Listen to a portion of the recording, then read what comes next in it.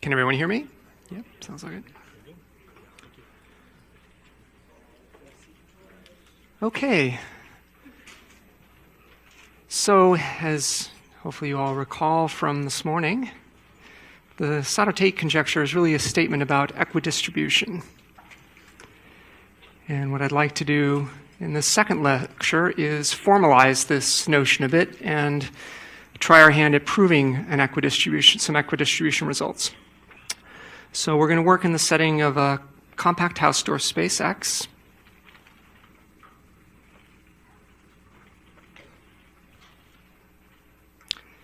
And we'll let C of X denote the Banach space of continuous C-valued functions with the sup norm. So we'll call it Banach space. It's just a normed complete space.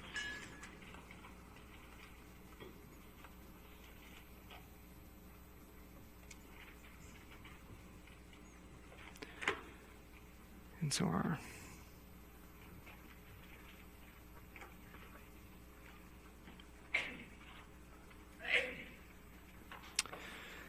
and we'll write for any complex valued functions, whether they're continuous or not, we'll use the notation f less than or equal to g to mean that f and g are real valued, and f is always less than g.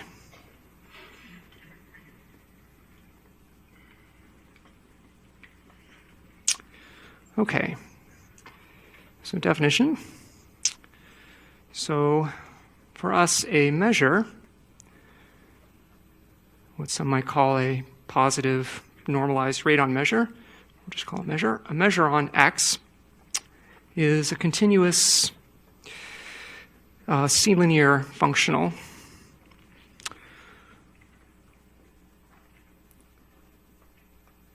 on the Banach space C of X. Okay, so we'll denote it mu.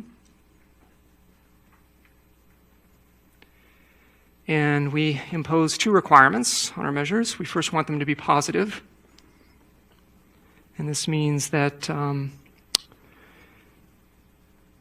if we take a positive function, meaning a real valued function that's greater than or equal to 0, then its measure should be some non-negative real number. And we want it to have total mass 1, so it's normalized. And this just means that if we take the indicator function of our space X, its measure should be assigned the measure 1. And I'll note that the indicator function is continuous for when it's the indicator function of the whole space. But in general, indicator functions often are not continuous. Okay. And just, so those of you who are used to learning measure theory in the context of, say, Borel measures, or maybe radon measures on the Borel sigma algebra of a set, this notion might look a little different. This is sort of the Bourbaki notion of measure, but it has a number of virtues that make it very nice to work with. One of the best virtues of it is we can solve all of the problems of integration theory with just one definition. So if I have any function f, I want to integrate over my space x, I will just define the integral to be whatever measure mu assigns to it. Okay, so now we can integrate any function we like, as long as it's continuous. All right, that's done. Maybe to give an example of a measure, let's fix a single point in our space, and we could define the Dirac measure, which just assigns to each continuous function f its value at the point x. Not hard to check that that satisfies all the requirements of our measure. Now, having defined measures as a property of functions, we would like to work with sets, so let's define the measure of some sets.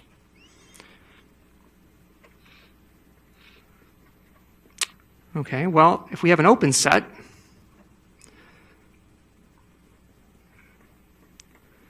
then we'll take its measure to be the supremum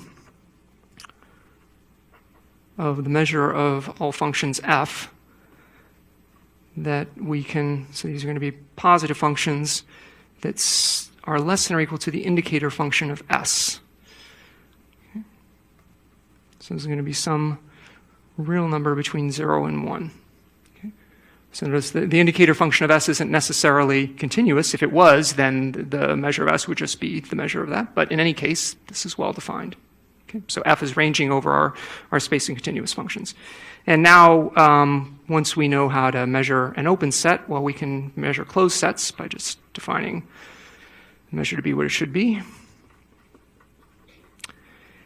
And we'll say that a set has measure 0. We'll assign measure 0 to it if and only if, for every epsilon greater than 0, we can find an open U containing our set S with measure less than or equal to epsilon. Okay. And now we're going to define the measure on a bunch more sets by saying that if we have a set whose boundary, the difference between its closure and its interior, if we have a set whose boundary has measure 0, in this situation, well, the boundary having measure 0 ensures that if we take the measure of the interior, which is an open set, we know what its measure is, or we could alternatively take the measure of the closure, that's a closed set, we know what its measure is. These two have to coincide. And so it makes sense to say that we'll just define the measure of S to be the measure of its closure and its interior. Okay, so now we know how to measure all sets with whose boundary has measure 0, and that turns out to be all we need. So we're going to call such sets mu quarable. Now, just as an aside, not all measurable sets in the sense of a Borel measurable set are necessarily mu quarable, but it's not hard to show that if you're given a regular Borel measure on a compact set, the measure is completely determined by the value it takes on mu quarable sets. Okay, so this is an exercise, and I give references in literature for those who want to see more. So in particular, if we have the case where I've just defined this for arbitrary sets, but if X is a compact group, well, its Haar measure is going to be a regular Borel measure, and it's going to determine a measure in the sense that we've defined it. And we could just write that as, so you could take this as a definition going in either direction, depending on how you want to define the Haar measure of a set, okay, of a compact group. Okay. But if you wanted to define it in the more traditional way, you could then define what it means to integrate over it, and then we could take the value of that integral as our definition of measure in the sense that we've defined it. Okay. All right. And now we can define what it means for a sequence in X to be equidistributed. So we have a sequence, say, indexed by I in X. We'll say that this is mu equidistributed.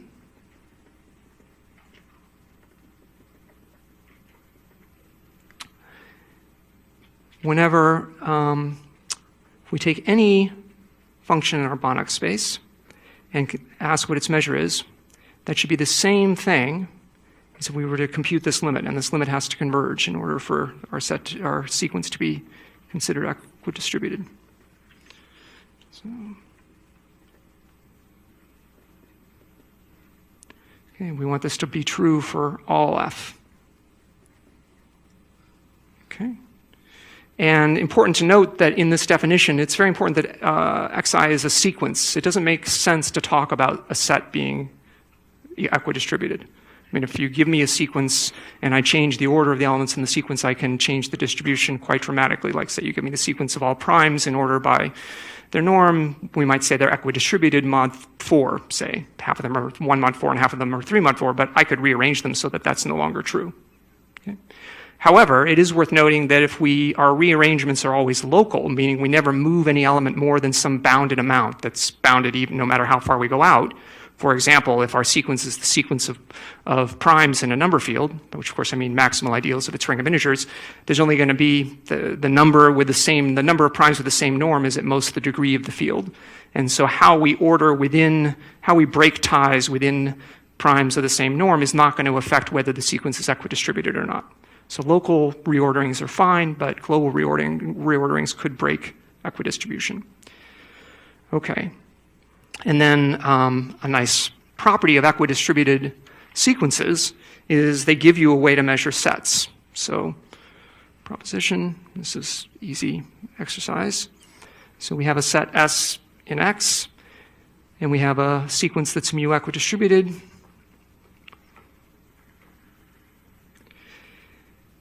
Then this implies that we can measure S by just computing this limit. We just take the limit as n goes to infinity.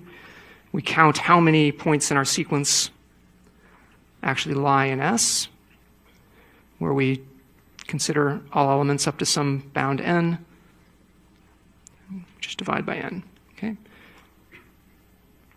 Okay, so if we have a mu equidistributed sequence, this tells us what the measure of a set is, provided the set's actually measurable. That limit might not converge if it's not. Okay? Or mu correlable, I should say. Okay. So let me add that as a hypothesis to ensure that that's the case. Okay. All right.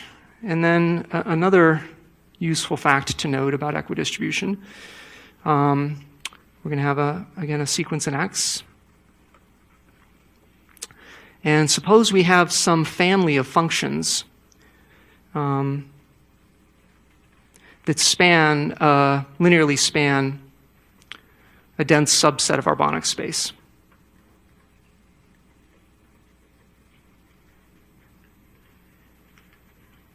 For example, if X was, say, a real interval, we might take polynomials would be, or the monomials functions would span.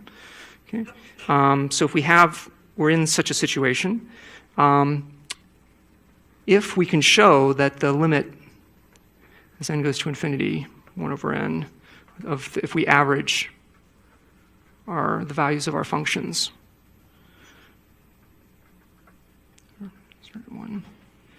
if this limit exists,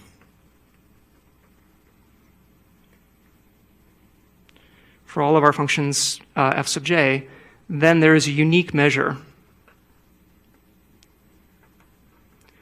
that we could put on X such that X sub I is equidistributed.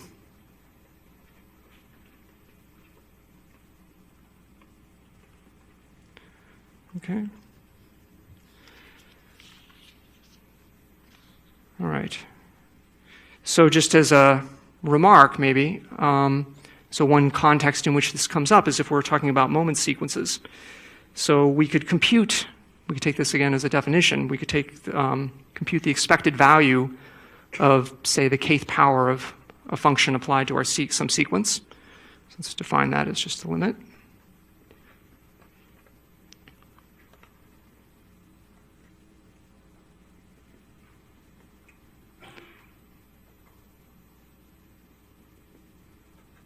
Okay.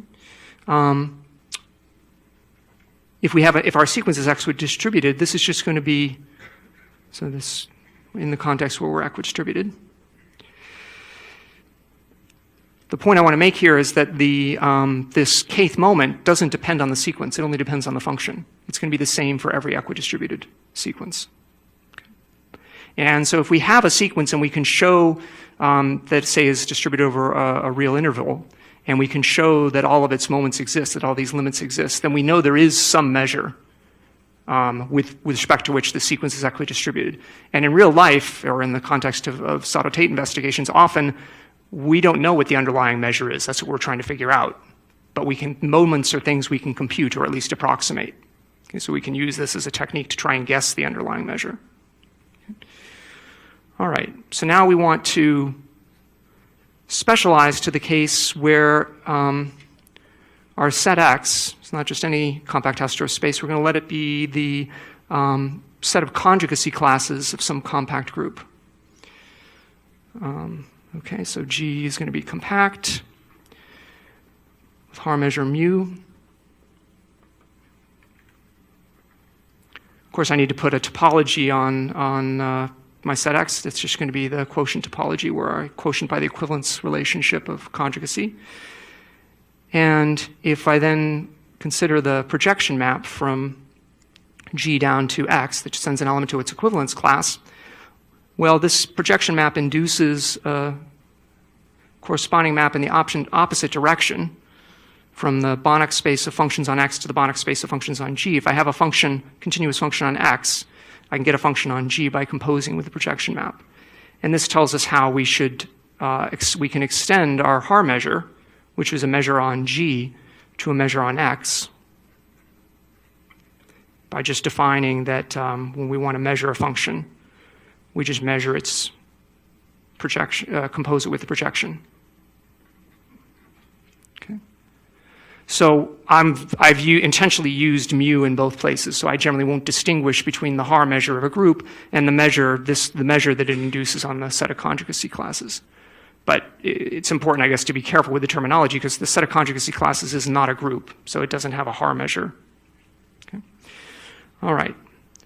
And then our first main theorem, call it theorem 1, is a criterion for when a sequence is equidistributed in the set of conjugacy classes of a compact group.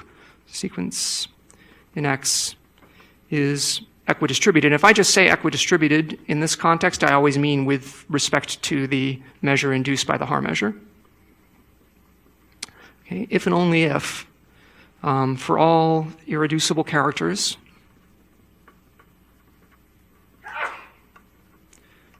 chi of our group G, recall character is just the trace of a representation. So when we compute this limiting value over our sequence of chi, this should be equal to the measure of chi. Okay, so chi is where here, this measure here is being computed using the Haar measure. Now we know that what this measure is going to be, if we're talking about irreducible characters by Shor orthogonality, this is either going to be 1 or 0. 1 if chi is the trivial character and 0 otherwise. Right? Because when we're integrating against the Haar measure, we could think of that as pairing it up against the trivial character. Okay.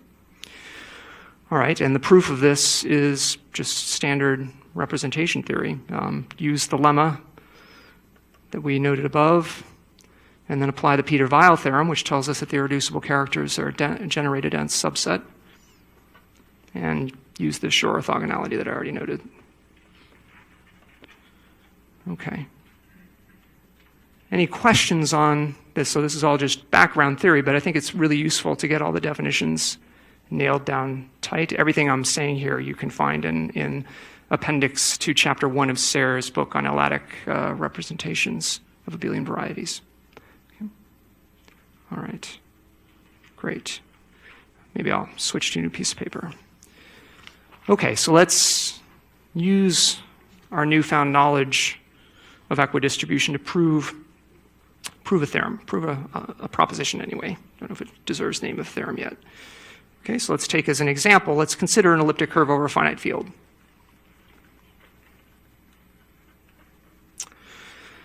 And I'll just recall that, so I don't need to define this because Alina kindly defined it for me. And I'll just recall that we have a Frobenius endomorphism, which is induced by the Frobenius automorphism of the field. So it just takes any point and raises all of its coordinates to the pth power, or I guess the qth power, I wrote q. Okay. And it has a characteristic polynomial. I guess I won't prove this, but every endomorphism has a characteristic of an elliptic curve has a characteristic polynomial of degree 2.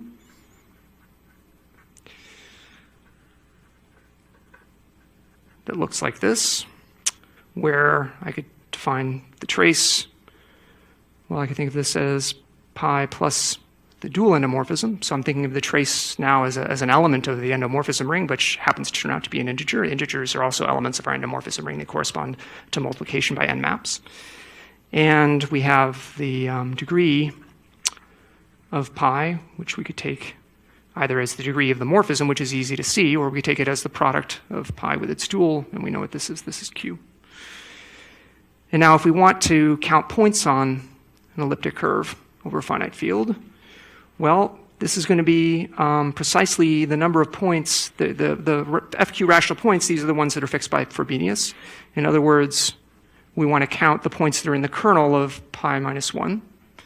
Now, pi minus 1 turns out to be a separable morphism, a separable isogeny. And it means that the cardinality of its kernel is equal to its degree. And we can compute that degree as the product of the endomorphism with its dual.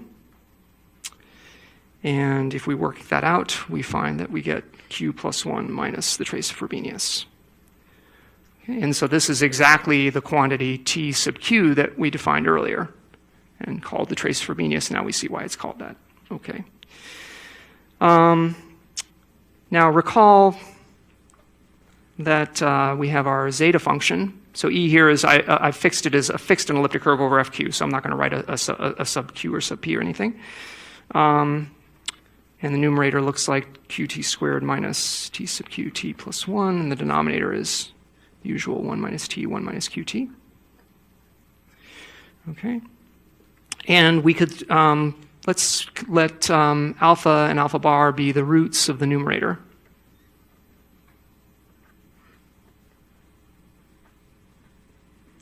And we know from the Riemann hypothesis for curves that these have absolute value square root of q. And of course, the trace we can relate to these is just the sum of alpha plus alpha bar. Now, the reason it's useful to do this is we can now consider the following. For any integer r greater than or equal to 1, if we wanted to count points on our elliptic curve over some extension of our ground field FQ, we could do that by, well, by definition, this is going to be the number of points in the kernel of the q to the r power Frobenius. Okay, or I could write it this way. And this is going to be q to the r plus 1 minus the trace of pi to the r. And this is just q to the r plus 1 minus alpha to the r plus its conjugate, alpha bar to the r. Okay. So this gives us a way, and we could write this as t sub qr. It's the trace of Frobenius of our new, we could think of this as a new elliptic curve at space changed fqr. Okay, so this gives us a way of once we know the trace of Frobenius over fq, we know it over every extension of fq. We can compute it directly. And now we're going to define a sequence. So let x sub r be the normalized sequence of traces we get as we extend vertically over higher and higher degree extensions of our ground field. Okay, so we'll take this to be normalized. This is just the same thing as taking alpha to the r plus alpha bar to the r and dividing by q to the r over 2. And this is some real number between minus 2 and 2. Okay. So this is a very different equidistribution question than the one we looked at in the Sato-Tate conjecture. There we were fixing an elliptic curve and varying over finite fields of different characteristic. Here we're just fixing a single elliptic curve over a finite field, and we're looking at how its traces vary over all the extensions of the finite field. Okay. So proposition, as long as we assume our elliptic curve is ordinary, which I recall means that the trace is not zero modulo the characteristic of the field. And then in that case, our sequence of x sub r is equidistributed with respect to the following measure. It's going to look like 1 over pi dz over the square root of 4 minus z squared, where dz is just the Lebesgue measure.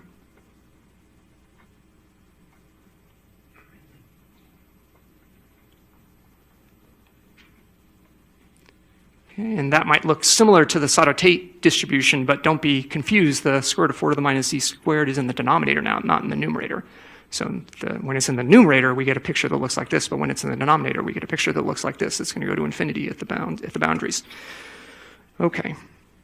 So let's prove this. Very easy to prove with everything we've set up.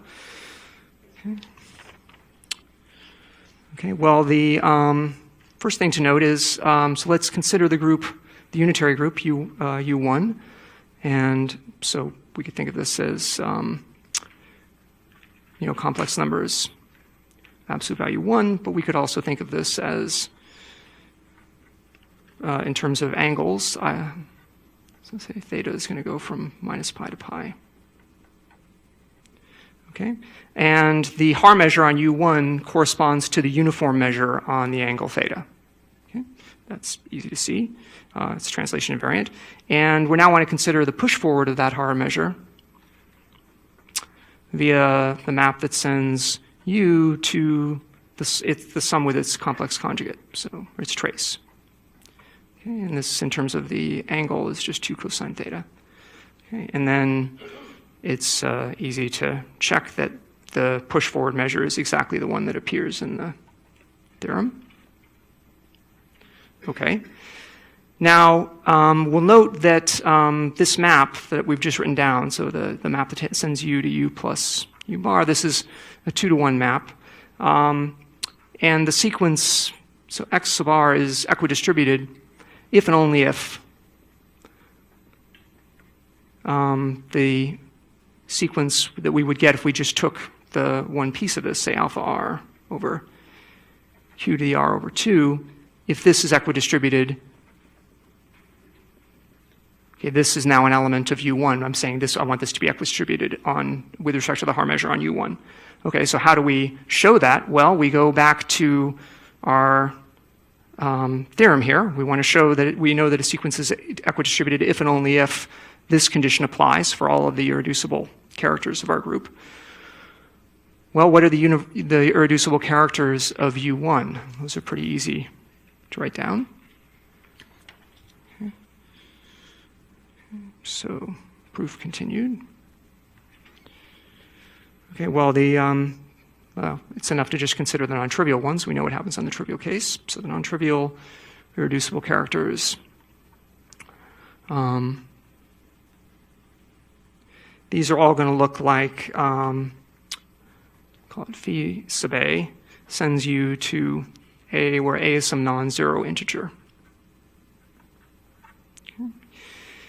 And now we just want to check the condition in our lemma. So we want to compute the limit as n goes to infinity, 1 over n phi sub a of the sequence that the elements of the sequence we're trying to show is equidistributed. Okay, so if we just plug through this, well, this is the same as, I'm going to take the sum from 1. Oop. Yeah, sorry, I miswrote this part, but I'll write it correctly now.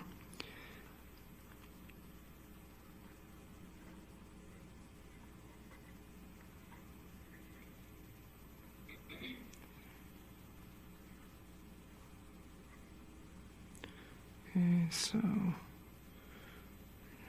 I'll sneak in a sum there. And the sum is over R. Okay, good. And there's nothing there. Okay. So this is a geometric sum. Okay. And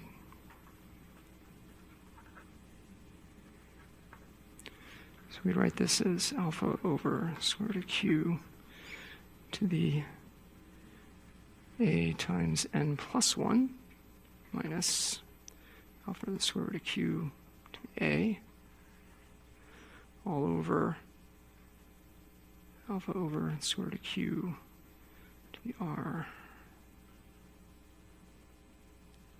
minus 1. It can't be an r, it must be an n.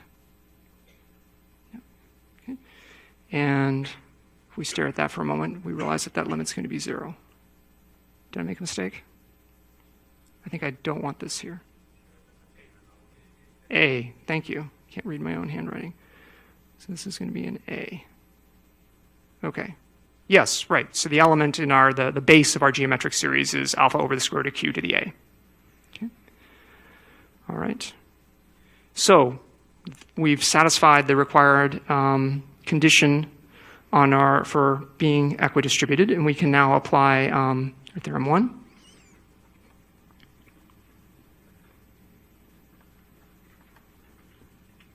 Okay. Question? Yeah, so I think it said this in the notes, and I was curious because I kind of wasn't sure how to do it, but you need to know that alpha is not root q times the root of unity, right? You definitely do. And yeah, so the question was, how do you know that alpha over square root of q is not a root of unity? You don't want that denominator to vanish. And the answer to that question is the other question I was hoping someone would ask. There's a hypothesis in the theorem that we never used, which is that the elliptic curve is ordinary. Okay, and that is precisely the hypothesis we need to ensure that alpha over the square root of q is not a root of unity. And the reason is that if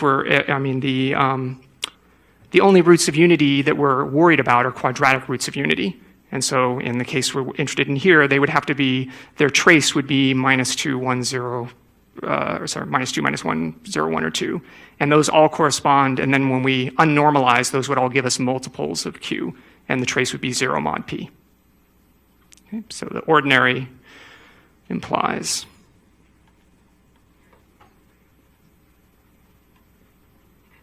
Okay, for NEA. Any other questions? Okay, good. All right.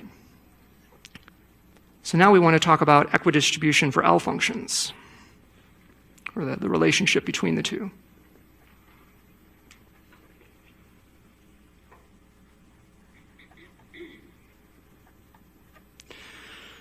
Okay, so now we're going to specialize our setting a little bit more. So we're going to have a compact group G, and we have our set of conjugacy classes as usual with the associated measure induced by the Haar measure. We're going to have our number field, K. We're going to have a list of the primes of K.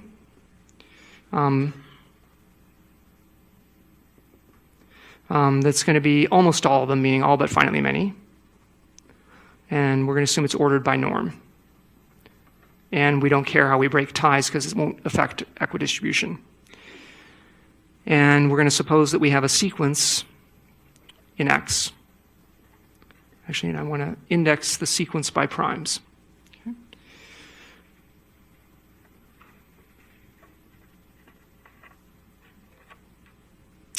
Okay. Now, given an irreducible representation,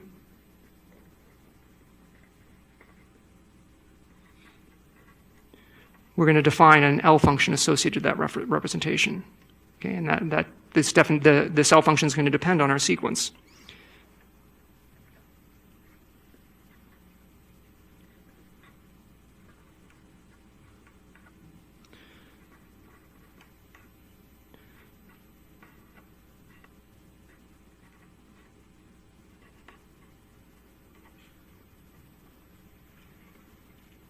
And this is going to be defined on real part of S greater than 1. Okay. So this is going to be almost all primes of K. Okay, so the case you should have in mind is we're going to take all the primes that are unramified in some extension, for example. Is that clear? Okay. Great. All right. And so this might seem like a weird notion that I've just written L row of S, but its definition depends on this sequence that I've thrown in there. But remember, if our sequences are equidistributed, it's not going to matter. Okay, so that's the intuition. And we're going to use this as a way to test, in some sense, whether our sequences are equidistributed. Maybe let me say that more precisely. So we'll have our theorem 2. Okay, so suppose that this L function I've just written down is meromorphic on the real part of S greater than or equal to 1, with no zeros or poles except possibly at S equals 1.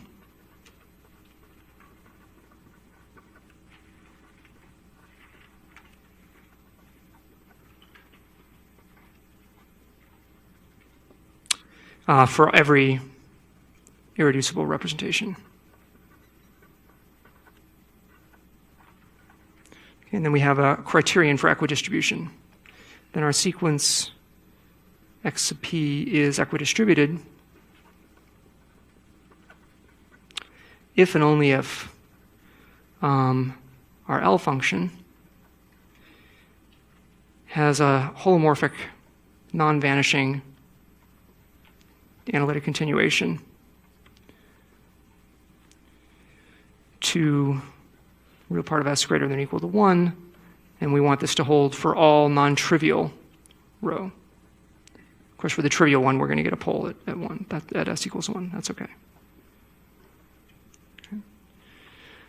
Okay, so this gives us a criterion that we can use to test equidistribution. So we've related our recipe now for proving an equidistribution result is going to be proving the existence of a certain holomorphic non-vanishing analytic continuation of a bunch of L functions. Okay. Oh my goodness, you just read the next line. Proof. Some analytic number theory, in particular, the Wiener-Ikuhara theorem.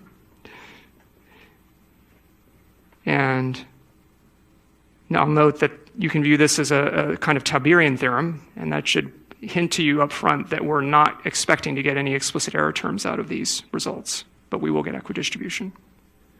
Okay. All right. And, well, let me slide off here. Okay, so this is a wonderful theorem. And actually, the proof of this is spelled out in detail in the notes that Francesc wrote for another winter school, which I refer to in my notes if you want to see the details of this, but it's entirely standard. So as a corollary to this, let's prove Chepetarov density theorem.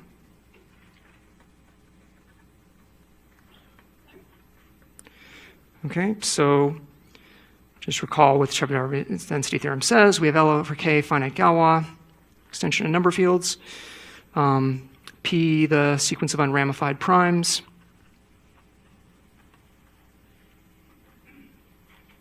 ordered by norm, and the claim is that the sequence of conjugacy classes, so I'm going to write this as conjugacy classes of the Galois group of L over K, that we get when we take our absolute Frobenius element and restrict it to L.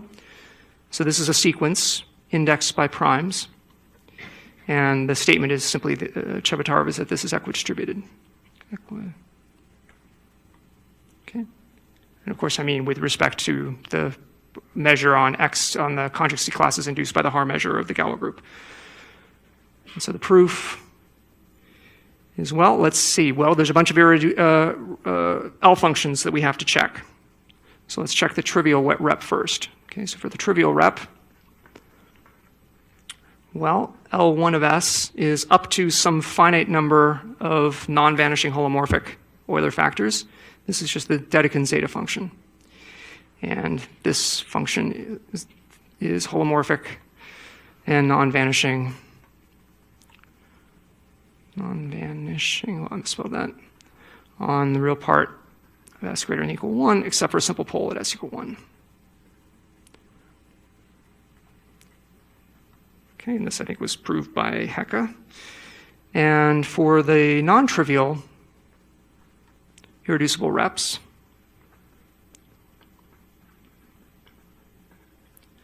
rho of our finite Galois group, well, these are just Artinel functions. So again, up to some finite number of Euler factors that we don't care about. That's what my approximate means. This corresponds to the Artinel function associated with this representation, which I'll just recall looks like determinant 1 minus rho fra P.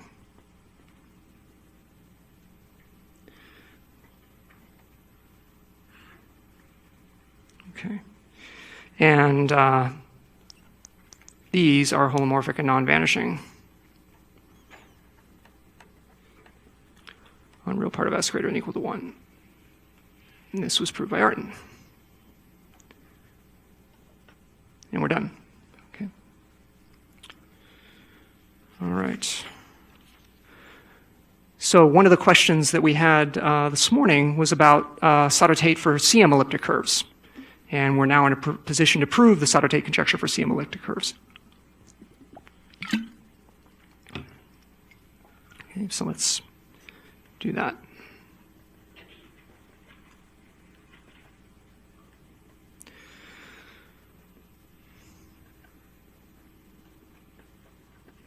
Okay, so we need some L functions to work with, and the L functions we need in this case are Hecke L functions. So I'm going to very briefly recall a definition that you can immediately forget because we're not going to use it again. So a Hecke character. So we have K a number field, and I'll use I sub K for its Edel group. Recall this is defined as a restricted product over the multiplicative groups of all of the completions at every place, including the Archimedean places.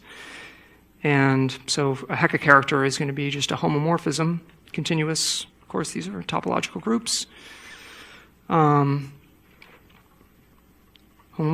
and we want the multiplicative group of K, which is, of course, naturally embedded inside the Adele group. We want this to be contained in the kernel of our character. So you could also think of this, sometimes this is called an Edel class character. Some people call these quasi-characters because I'm not requiring the image to be on the unit circle. They can be anywhere in C. Okay. Right, and there is, and it has a conductor. The definition of the conductor isn't really so important. It's going to be determined by exactly what the kernel is. And the unit groups of all the local unit groups are going to be included in there. The factors are going to be included in the kernel except finitely many, and at the finitely many you look at exactly which unit group, what part of the unit group fits in. But it has a conductor, call it F. This is an ideal of our number field, the ZK ideal. And we then define the corresponding Hecke-L function. So you can also view these as generalizations of Dirichlet characters. The Dirichlet characters are ones where the character has finite image. Okay? So we have a Hecke-L function associated with this. I'll write it L psi of S. So this is a product now over primes that don't divide the conductor. And it looks just like you'd expect it to look.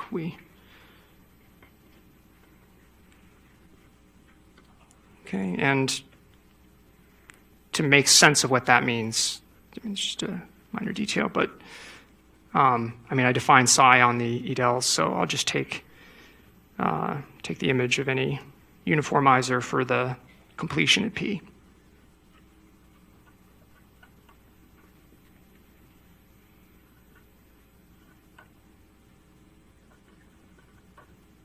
Okay, just comment. All right, and now we're going to define a unitarized sequence. So it turns out every Hecke character can actually be written as a product of a unitary Hecke character, one that has image on the unit circle, and some real power of the norm.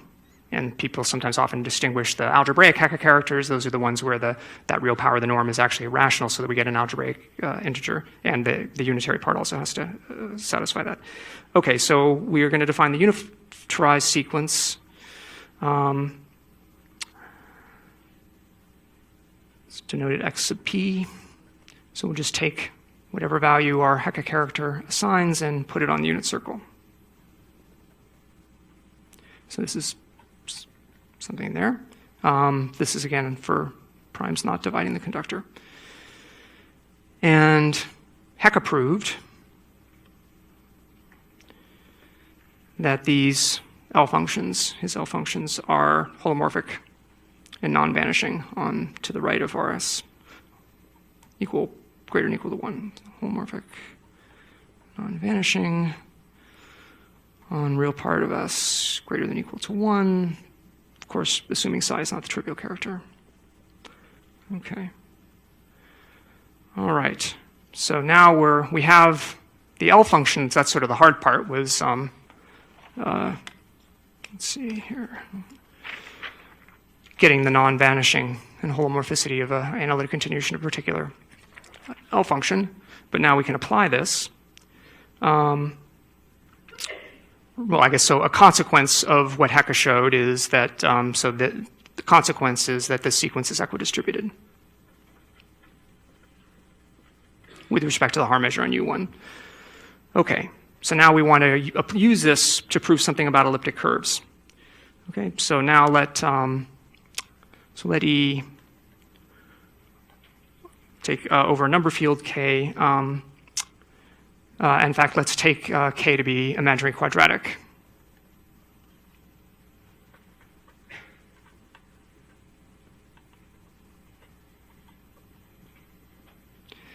And we're going to assume that our elliptic curve E has Cm by K. Okay, what do I mean by that? Just recall that this means that if I take the endomorphism ring of my elliptic curve, say over the algebraic closure, I want all the endomorphisms, and I tensor with Q. Okay, this is always going to be an imaginary quadratic field, or either going to be Z or an imaginary quadratic field, as Alina said earlier. I'm assuming that this is actually this particular imaginary quadratic field. So I'm assuming that our elliptic curve has CM over its field of definition, just to make it easy to prove things, and then we'll generalize to all the other cases. Okay. And let's suppose the conductor. So our elliptic curve has a conductor. This is some OK ideal that is divisible precisely by the primes where E has bad reduction. Let's denote it F just to be consistent with our conductor of our Hecke character. And then Düring showed that there exists a Hecke character. Let's call it psi sub E of the same conductor, such that for all primes not dividing the conductor, I guess I want to say two things. One is that these guys are on the circle of radius square root of the norm of P. And the key thing that we want is that we can write the trace as a sum of values of our Hecke character. Okay, it's the trace of the value, where, of course, TP is the trace of Frobenius.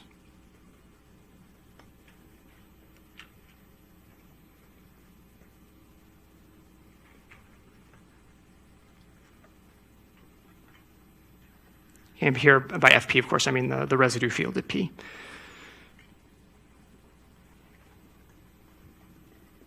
Okay, and then we can easily prove the following theorem. So let E, K be an elliptic curve as above with Cm by K.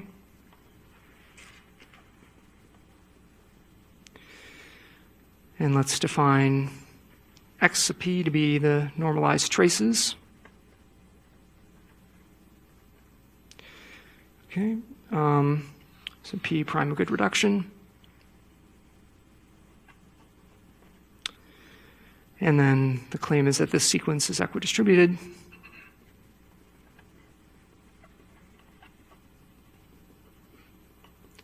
With respect to the measure we've already seen. We'll give it a name, I'll call it the CM measure.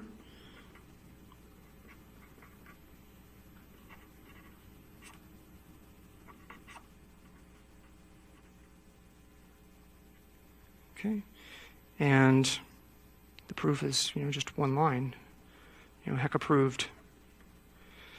Hecke implies that we have equidistribution.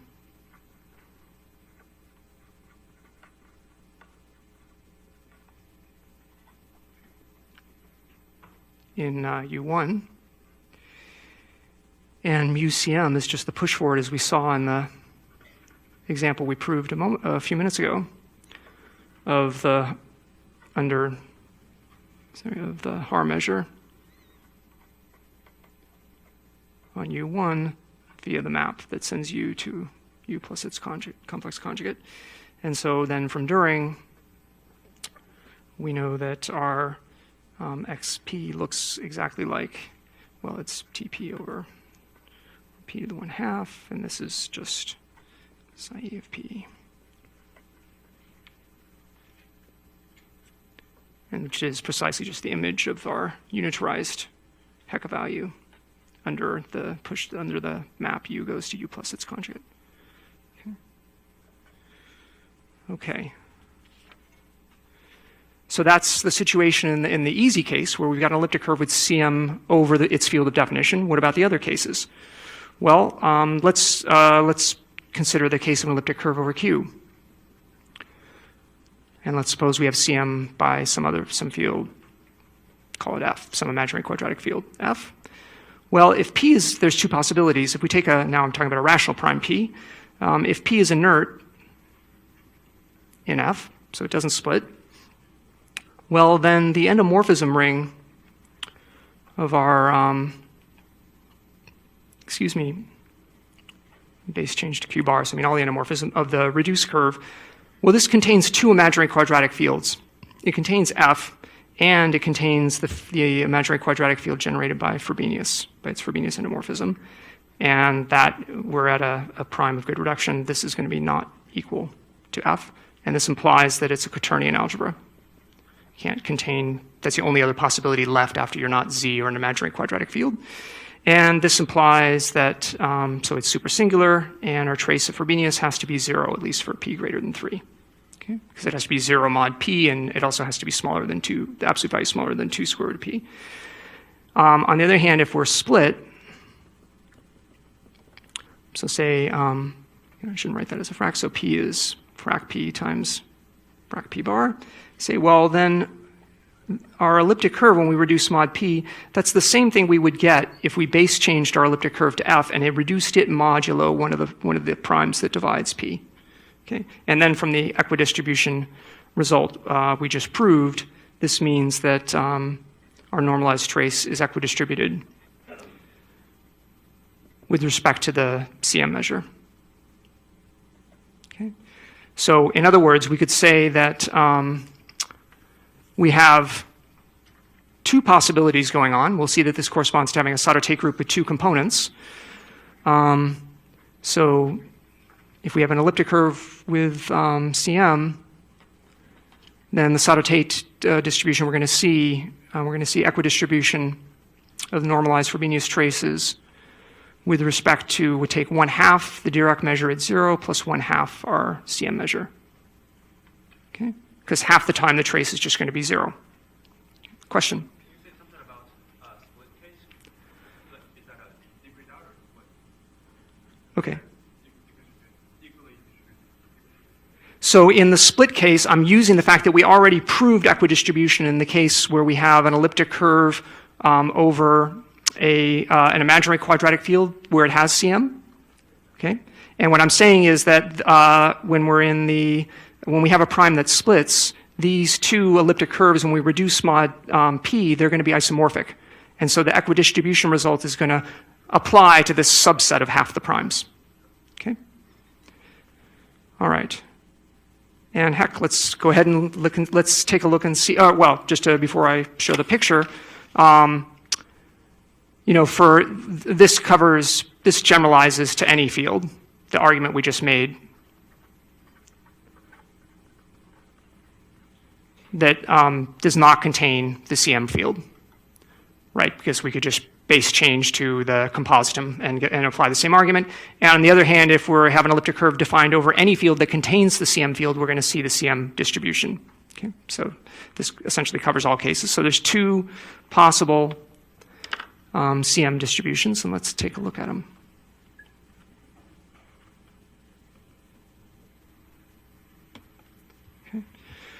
Right, so is that up? Great. Okay, so here's an elliptic curve with CM. It's y squared equals x cubed plus 1. And this histogram is the same thing we saw this morning. So the x-axis runs from -2 to 2. I've sampled primes up to 2 to the 10th. There's 170 data points. I've split the histogram up, the x-axis up into 13 subintervals, and then I've plotted a bar that shows you how many traces fall into that subinterval. And you'll see that we have a whole bunch at 0. I mean, it looks very fat now, but it's going to get thinner. But up at the top, you'll see where it says Z1 equals 0.518. That's telling you the area of that spike at 0. Okay? So there's a lot at 0, and there's also a little bit at the ends. Okay, so let's go ahead and let this histogram run. Okay, so in each frame, we're doubling the bound on our primes and increasing the number of samples we're taking, and we're seeing that it's converging to exactly the distribution we should expect to see. So it's a U-shaped distribution. This looks like the 1 over square root of 4 minus c squared, and that very thin line in the middle, if you look up at the top where it says Z1 equals 0.5, that's telling you it has area 1/5, mass, or area 1/2. And you could also look at the moments, 1, 1, 3, 10, 35, 126 are the even moments. Does anyone recognize those?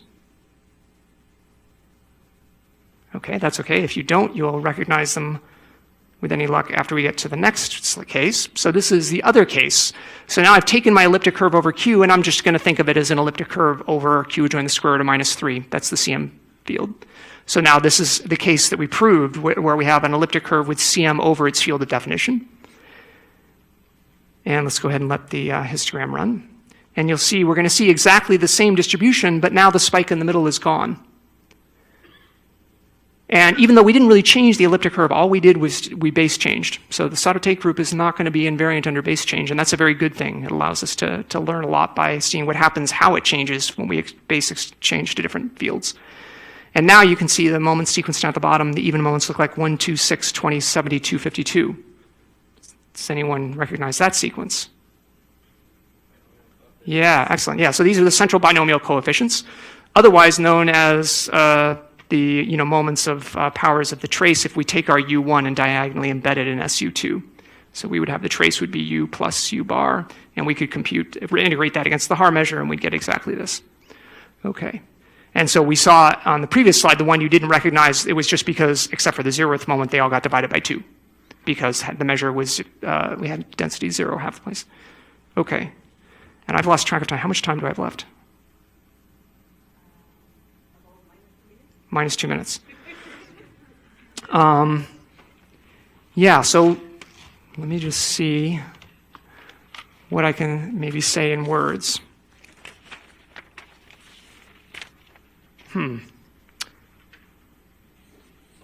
Well, I think what I will do is not try to say this in minus 2 minutes. So the part that I didn't get to is the actual case of the Sato-Tate conjecture for elliptic curves over Q and what exactly was proved by Taylor and his co-authors. And I wasn't going to give you the proof, but I was at least going to say what it proved and relate it to the L functions that we talked about. I think what I'll do is I'll defer that and do that at the beginning of the next lecture, or it's also in the notes for those who can't wait till tomorrow. Okay.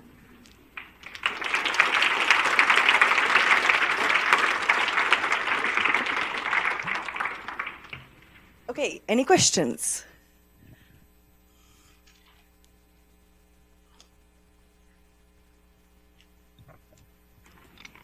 You said the CM case corresponded to the Sato-Tate group having multiple or 2 components. Could you say a little more about that?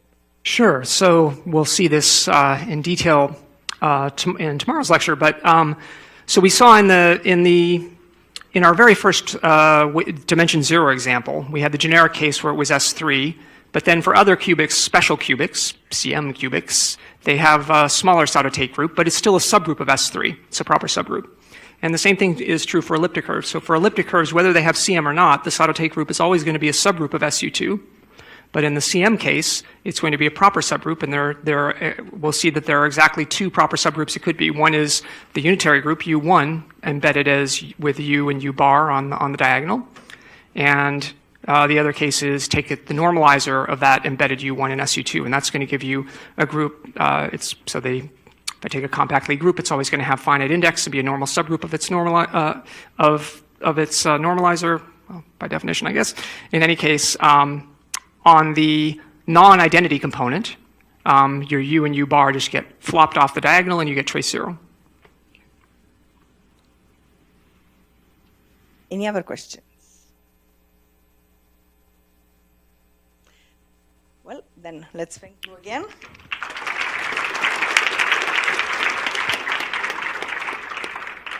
And working session starts at 7:40.